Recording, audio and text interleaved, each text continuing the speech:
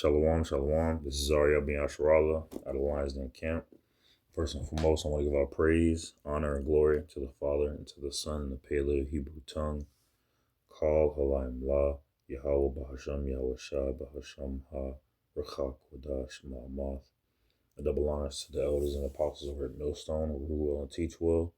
A double honors to my elder apostle as well, down here in the Lions Den Camp of Harlem, bin Yasharallah. And a sincere water to the Akim, the Akwatim, and the Bunyam, the brothers, the sisters, and the children who are pushing truth and believe with sincerity, the water and Shalom. This lesson that I'm doing now was inspired by a lesson that the brother Rakah of this camp just did, what happened when we passed into the next. And he was going into Ecclesiastes, and it just so happens that this right here is what I was imagining when he was reading the Ecclesiastes 3 and he started at 3 and 16, but I wanted to continue on with the rest of the chapter because it also supports what he was talking about in his lesson, with the fact that pretty much just what matter of fact, I'll just bring it out. And I said in my heart, this is Ecclesiastes chapter 3, verse 17. And I said in mine heart, Yahweh shall judge the righteous and the wicked.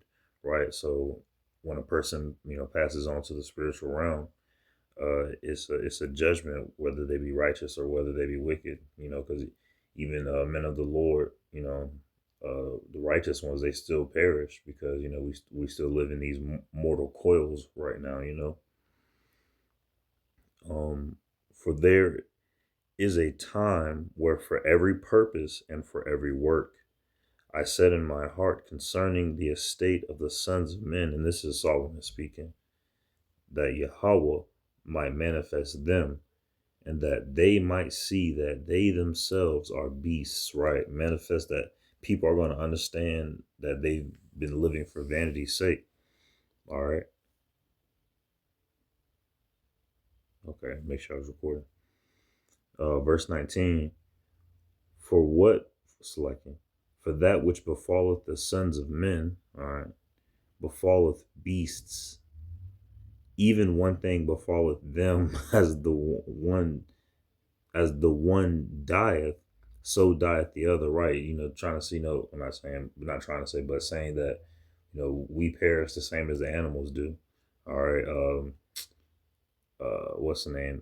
The glory of man is as a flower that flourishes it and then wither.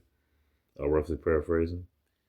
Befalleth beast even when verse 19, as the one dieth, so dieth the other. Yea, they all have one breath, which we all do through Yahweh. So that a man hath no preeminence above a beast. As a matter of fact, let me get that word, preeminence. All right, so it says, I typed it in, preeminence says the state or quality of being preeminent, that is, being superior, dominant. Hold on. Meaning, right? Preeminence.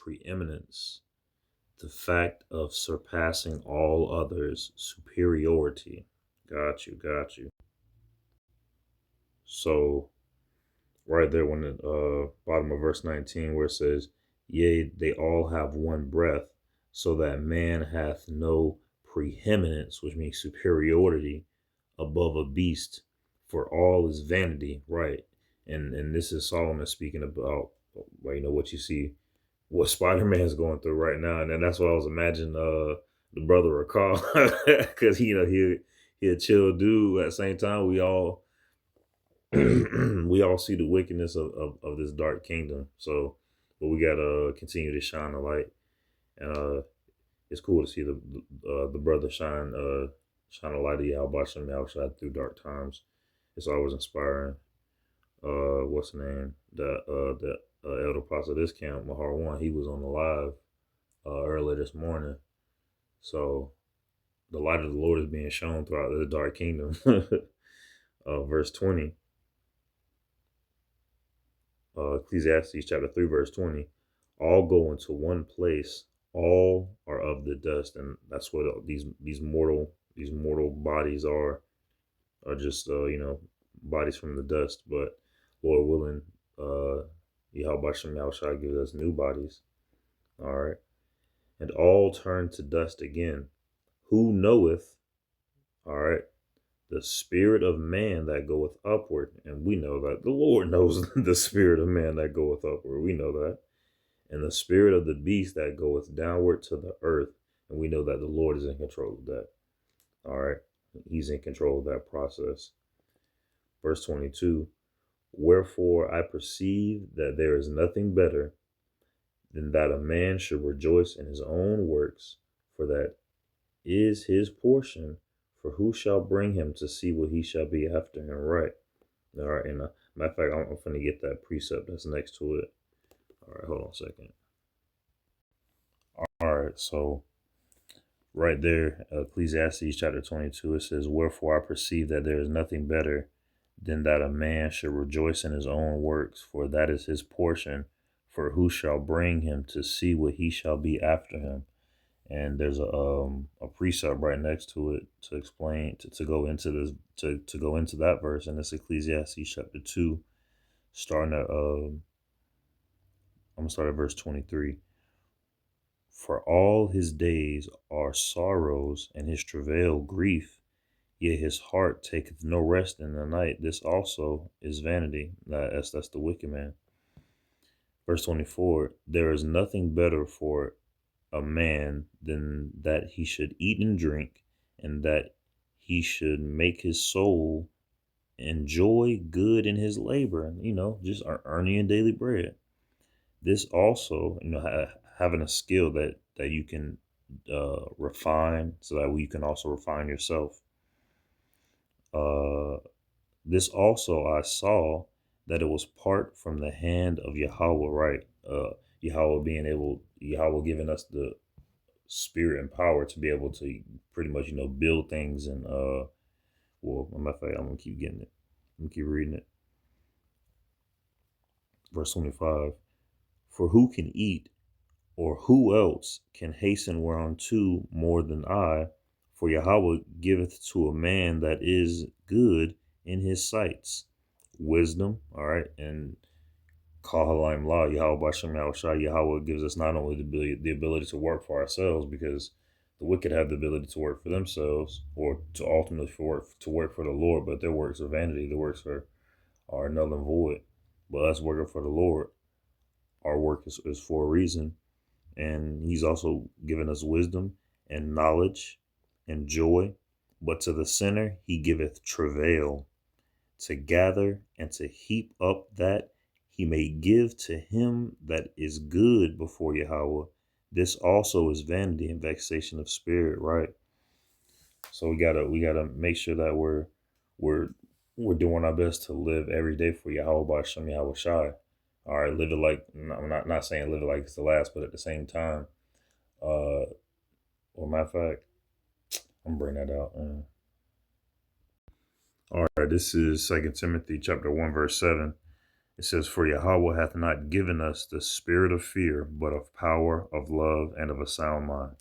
So, going into the Brother Ricard lesson, what happens to us after we pass on to the next. Well, it's like, hold on. I don't want to mess up the title. I got it here in front of me. What happens when we pass into the next our spirit goes into the Father, and down here on earth, we just gotta, wait to see them again. They just went into a different place. All right. And know that they're good now because they're with the Father. If anything, they're praying for us, or it's like they ain't praying for us, but they're praying that the Lord hurries His presence in the it's like it hurries His presence in the earth. Well, when you gonna establish your kingdom, Lord, in the earth, But so not giving us the spirit of fear, but of power. All right, we'll make sure that make sure that our power comes from the Lord, Yahweh Hashem, Yahweh Shai, not from our own carnal desires or carnal carnalities. I'll just say.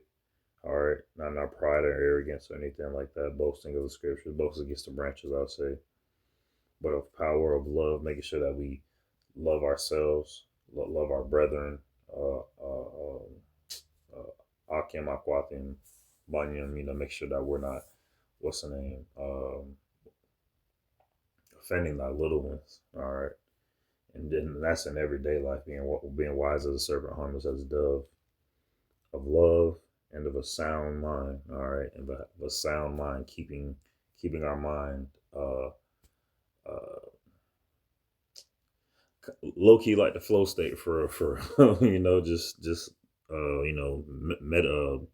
doing breathing exercises, living in the present, because that's what the Lord is in. The Lord is in the present, and we want to not have our mind taken by thoughts of the past or thoughts of or be overtaken by the thoughts of the future. Having doubt and grief and worries and stuff like that. That's for the heathen because they don't know the Lord. Us having the knowledge and wisdom of the Lord allows us to go through a lot more. Go through a lot more, pretty much. But Lord willing, this lesson was edifying. Shalom.